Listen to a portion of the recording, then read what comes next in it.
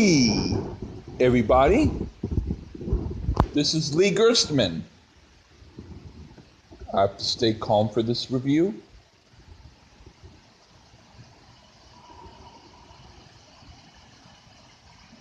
This is a review for... Sorry. This is a review for an album by Mercyful Fate. I had never heard their stuff before, and, well, apparently I think that the lead guy who goes by King Diamond, he's like a devil worshiper. I cannot go with that. I am not into that stuff.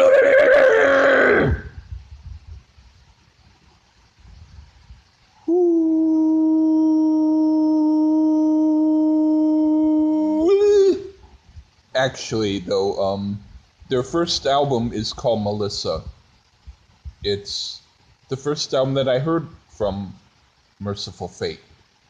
So I decided, hey, a guy named Ralph Vieira, thank you, Ralph. You are a very, very cool dude. He's the lead singer for a group called Thrash or Die. I did a review for one of his group's albums called Melting Your Skull. Go check it out. He was kind enough to suggest that I review Mercyful Fate's Melissa. And so I had heard of them for a long time, you know, like Mercyful Fate, Exodus, Anthrax, Celtic Frost, you know, Cirith Ungol, Lillian Axe, Lizzie Borden, Sabotage, all those groups. Some of them I heard, some of them I heard of. Mercyful Fate was one that kind of escaped my radar. So, I would have to say, even though King Diamond is a guy into the devil and stuff, I would have to say that, honestly, I think it's just more philosophical. That when I heard the songs on Melissa, they didn't sound musically evil. They actually sounded progressive, and they had kind of cool parts to them. And I was a little bit surprised. But anyway, I'm just going to go through this song by song. The first song is called Evil. And to me, it sounded kind of like a combination of Saxon and Judas Priest. And like kind of like Judas Priest's Unleashed in the East. One thing that I will say about a lot of these songs is King Diamond does this high-pitched sort of yell, which to me sounds sometimes a little hokey, but not that I really dislike it. It's just that it's almost as if he's trying to imitate Rob Halford. But if you're going to imitate someone, you might as well imitate Rob Halford and not Bon Jovi, right? So at least he's going and doing a good job of who he's, you know, singing like. But not all of it is that high-pitched stuff. It's only a little bit. But in other parts of his voice, to me, he sounds like Danzig. But I kind of like Danzig's voice, so I think it's all good. And anyway, the next song, Curse of the Pharaohs, that's like Saxon and Judas Priest again. But it's very interesting. It's almost like, even though they are not doing another version of Unleashed in the East, album-wise, they're coming up, I think, with their own kind of vibe of doing a cool album like that, at least so far in these two songs. And Into the Coven, all I can say is that sounded really intense and cool. It was like, that was one of my favorites. I really liked the drive of the song, and yeah, really, really good. And then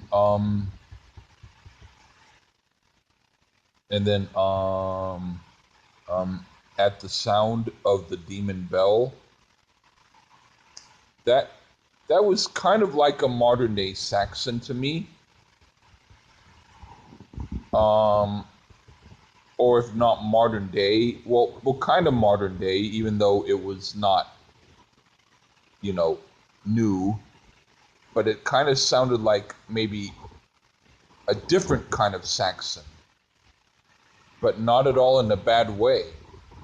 And that was another one of my favorites. And so far I kind of dig this album. And then the next song, Black Funeral, to me, it sounded kind of like a combination of Armored Saint and Black Sabbath. And they're going, they're chanting to the devil and stuff, all hail and all that. I think personally, well, a lot of people who say they're into the devil, they're not evil people. They're just not into religion. So they go with the opposite just to be shocking.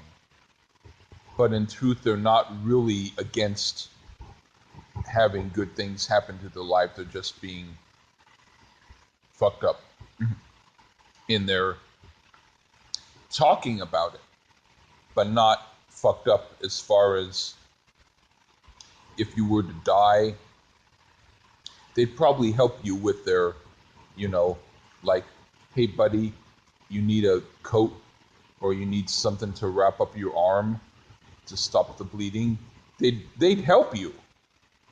They're not like some people who are into God stuff who are like, oh, you bum, get the hell away from me.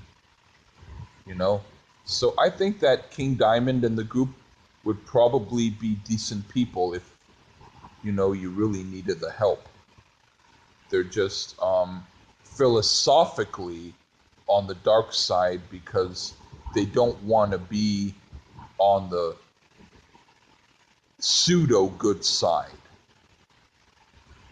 And then the next song about like the fall of devil and stuff, to me that song was it was kind of like Queensryche, but kind of like a whole Queensryche album that was sort of like with a whole bunch of different parts to it, kind of like a mini opera, kind of like Tommy by The Who. But a lot of it was good. I did think that for a lot of it was kind of like when King Diamond sings and he goes from the the high falsetto or whatever, and he then goes to the regular singing. I sometimes find it's a little bit odd, like a little bit off-putting, but not that much. I mean, they're still very talented. And then the last song, Melissa, that sounded to me kind of like prog rock, and it was sort of like a shorter version of the song before it. Yeah, it was okay. I would say overall, this album was actually a pretty good album.